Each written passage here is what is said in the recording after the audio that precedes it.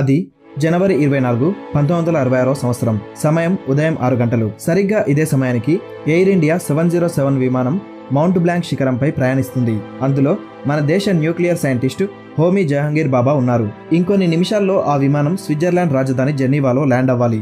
కానీ అప్పుడే ఆ విమానం కుప్పకూలింది. ఈ ప్రమాదంలో 11 మంది సిబ్బంది, 117 మంది ప్రయాణికులు చనిపోయారు. అందులో మన సైంటిస్టు కూడా చనిపోయాడు. ఓ అంతర్జాతీయ సదస్సులో పాల్గొనడానికి హోమీ బాబా వియన్నా వెళ్తున్నారు. కానీ ఆయన అక్కడికి వెళ్లేలోపే విమాన ప్రమాదంలో మరణించారు. అయితే అలా ఆయన విమాన ప్రమాదంలో చనిపోవడంతో చాలా అనుమానాలు పుట్టాయి. న్యూక్లియర్ సైన్స్లో ఇండియా అద్భుతాలు సృష్టిస్తుందని ఐక్యరాజ్య సమితిలో ప్రకటించిన కొన్ని రోజులకే హోమీ బాబా చనిపోవడంతో అనుమానాలు ఎక్కువయ్యాయి. జరిగింది ప్రమాదమే అయినా దాని వెనుక కుట్ర ఉందనే వాదనలు ఉన్నాయి.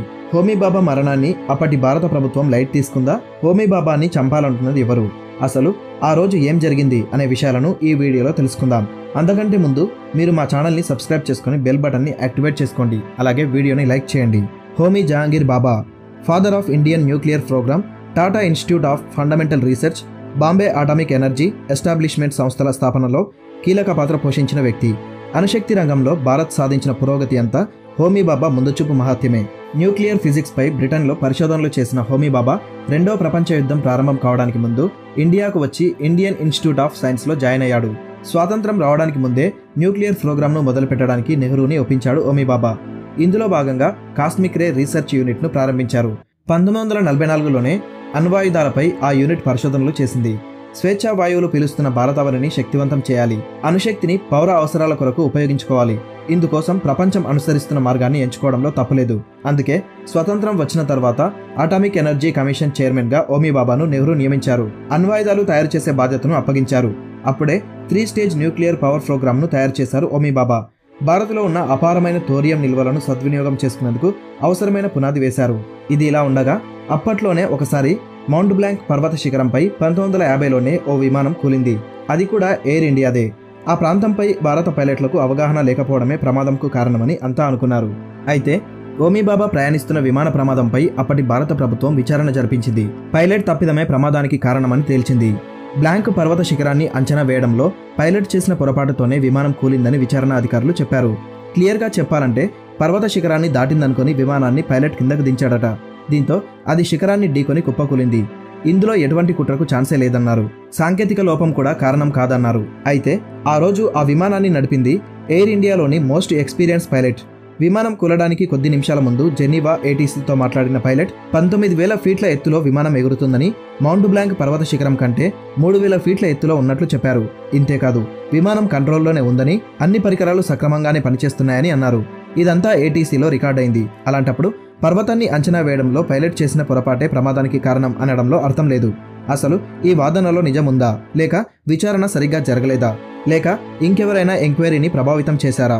ప్రమాదానికి పైలట్ తప్పిదం కారణం కాకుంటే విమానం ఎలా కూలింది? ఎన్నో అనుమానాలు. అయినా అప్పటి భారత ప్రభుత్వం అన్నింటినీ లైట్ తీసుకుంది. విమానాన్ని ఎవరో కావాలనే కూల్చారు అనడానికి ఆధారాలేంటి? బాబా మరణం ప్రమాదం కాదనడానికి కారణాలేంటి? స్వాతంత్రం రాకముందు నుంచే అణ్వాయుధాల చుట్టూ హోమీ బాబా ఆలోచనలు తిరిగేవి. చైనా యుద్ధంలో భారత్ ఓడిపోవడం హోమీ బాబాను తీవ్రంగా వేధించింది. అణుబాంబే మన దగ్గర ఉంటే అరుణాచల్ ప్రదేశ్ని ఆక్రమించే సాహసం చైనా చేసి ఉండకపోయేదన్న ఆలోచనలో హోమీ బాబా ఉన్నారు. అందుకే ఆ యుద్ధం తర్వాత ఇండియా కూడా అణుబాంబులు తయారు చేయాల్సిందేనని ఆయన బహిరంగంగా చెప్పారు. ఈ పరిణామమే హోమీ బాబాను చావుకు దగ్గర చేసింది. అణ్వస్త్ర దేశంగా భారత్ ఎదగడాన్ని జీర్ణించుకోలేని దేశాలకు హోమీ బాబా ఫస్ట్ టార్గెట్ అయ్యారు. ఒక హోమీ బాబాను లేకుండా చేస్తే భారత్ న్యూక్లియర్ ప్రోగ్రామ్ను ముందుకు తీసుకెళ్లకుండా ఆపొచ్చన్న ఆలోచన శత్రు దేశాలకు వచ్చింది. అసలు విమానాన్ని కూల్చేశారన్నది నిజమేనా? దీనికి ఆధారాలేంటి? హోమీ బాబా ప్రయాణిస్తున్న విమానం మౌంట్ బ్లాంక్ పర్వత శిఖరంపై కుప్పకూలిందని చెప్పారు.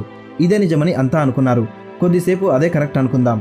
ఎక్కడైనా విమానం కూలితే ప్రయాణికుల మృతదేహాలు సహాయక బృందాలకు దొరుకుతాయి. అన్నీ ఒకే దగ్గర, అంటే చుట్టుపక్కల ప్రాంతంలోనే దొరుకుతాయి. ఇలాంటి విమాన ప్రమాదాలపై ఏవియేషన్ ఎక్స్పర్ట్స్కు ఉండే అంచనాలివి. కానీ ఈ ప్రమాదంలో విమానం శకలాలు మాత్రం దాదాపు 25 కిలోమీటర్ల దూరం వరకు చెల్లాచెదురుగా విసిరివేయబడ్డాయి. దాదాపు 50 సంవత్సరాల నుంచి జరుగుతున్న సెర్చ్ ఆపరేషన్లో ఆ మధ్య హోమీ బాబాకు చెందిన పాలిథిన్ బ్యాగ్ ఒకటి దొరికింది. అంతకుముందు కో పైలట్ మృతదేహం మాత్రమే లభించింది. మరి విమానం కూలింది నిజమే అనుకుంటే శకలాలు అన్ని దగ్గరలోనే ఉండాలి. కానీ ఈ విమానం విషయంలో మాత్రం ఏవియేషన్ ఎక్స్పర్ట్స్ అంచనాలు తప్పాయి. ఇలా ఎందుకు జరిగింది? ఈ ప్రశ్నకు ఎవరూ ఊహించని సమాధానం వస్తుంది. భారత్ అణుబాంబులు తయారు చేస్తుందనే భయం ఏ దేశానికి ఉండేది? పాకిస్తాన్ను ఇండియా సర్వనాశనం చేస్తుందన్న భయమే బాబా చావుకు కారణమా? అసలు ఆ రోజు మౌంట్ బ్లాంక్ పర్వతంపై ఏం జరిగింది? హోమీ బాబా విమాన ప్రమాదంలో చనిపోవడానికి దారితీసిన పరిస్థితులేంటి? హోమీ బాబా విమాన ప్రమాదం వెనుక కుట్ర ఉందనడానికి జర్నలిస్టు గ్రెగోరీ డగ్లస్, CIA మాజీ అధికారి రాబర్ట్ క్రౌలీ మధ్య జరిగిన సంభాషణే సాక్ష్యం. వాళ్ళిద్దరి మాటల ప్రకారం ఇండియా చైనా యుద్ధం తర్వాత అణుబాంబులు తయారు చేస్తామన్న హోమీ బాబా ప్రకటన చైనాను భయపెట్టిందో లేదో కానీ అమెరికాను మాత్రం వణికించిందట. న్యూక్లియర్ టెక్నాలజీ చైనా సొంతం కాకుండా ఆపలేకపోయిన అమెరికా ఇండియానైనా కట్టడి చేయాలనుకుంది. ఇండియా దగ్గర అణుబాంబులు ఉంటే దాయాది దేశం పాకిస్తాన్ పని ఫినిష్ అన్న ఈక్వేషన్ను అప్పటి అమెరికా పాలకులు బాగా నమ్మారు. అందుకే ఎలాగైనా న్యూక్లియర్ టెక్నాలజీ భారత్ పరం కాకుండా ఉండేందుకు అమెరికా చేయాల్సిందంతా చేసింది. కానీ హోమీ బాబా మేధస్సు ముందు అమెరికా ప్లాన్లు సక్సెస్ అవ్వలేదు. దీంతో ఇక ఆయనను లేకుండా చేయడమే బెటర్ అని అమెరికా డిసైడ్ అయింది. అప్పుడే ఈ విమాన ప్రమాదానికి స్కెచ్ రెడీ అయింది. ఈ ప్లాన్ను అమలు చేయడానికి సోవియట్ యూనియన్ కూడా సహాయం చేసింది. ప్రచ్ఛన్న యుద్ధంలో తమతో ఉన్నప్పటికీ భారత్ అణ్వస్త్ర దేశంగా మారడం సోవియట్ పాలకులకు అస్సలు ఇష్టం లేదు. పక్కనే ఉన్న మరో కమ్యూనిస్టు దేశం చైనా కూడా న్యూక్లియర్ పవర్ని సొంతం చేసుకుంది. అణుబాంబులు ఓ కమ్యూనిస్టు దేశం దగ్గర ఉంటేనే సేఫ్ అన్న భావనలో సోవియట్ పాలకులు ఉండేవారు. అందుకే హోమీ బాబాను చంపాలనుకున్న CIAకు సోవియట్ కూడా సహాయం చేసిందని దాని మాజీ అధికారి రాబర్ట్ క్రౌలీ చెప్పారు. హోమీ బాబా విమానం కూల్చడానికి ప్లాన్ రెడీ అయింది. అయితే ఎక్కడ ప్రమాదాన్ని జరిపించాలి? జెనీవాలో దిగుతున్నప్పుడే ఫ్లైట్ కూల్చాలని CIA భావించింది. అయితే ఇందులో ఏమాత్రం తేడా వచ్చినా విమానం సిటీపై కూలుతుంది.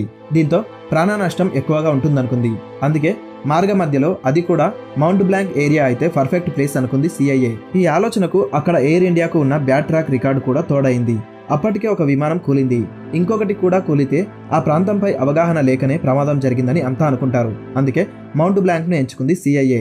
హోమీ బాబా ప్రయాణిస్తున్న విమానం కూలిన రోజు ఆకాశంలో 2 అమెరికా యుద్ధ విమానాలు చక్కర్లు కొట్టడాన్ని మిగతా కమర్షియల్ ఫ్లైట్ పైలట్లు గమనించారు. అయితే అవి ఒక కుట్రను అమలు చేయడానికి వచ్చాయన్న సంగతి ఎవరికీ తెలియదు. అసలు ఆ రోజు అమెరికా ఫైటర్ జెట్లు ఏం చేశాయి? ఈ ప్రశ్నకు CIA మాజీ అధికారి రాబర్ట్ క్రౌలీ చెప్పిన సమాధానం, ఎయిర్ ఇండియా 707ను ఆకాశంలోనే పేల్చేయడానికి అవి వచ్చాయి.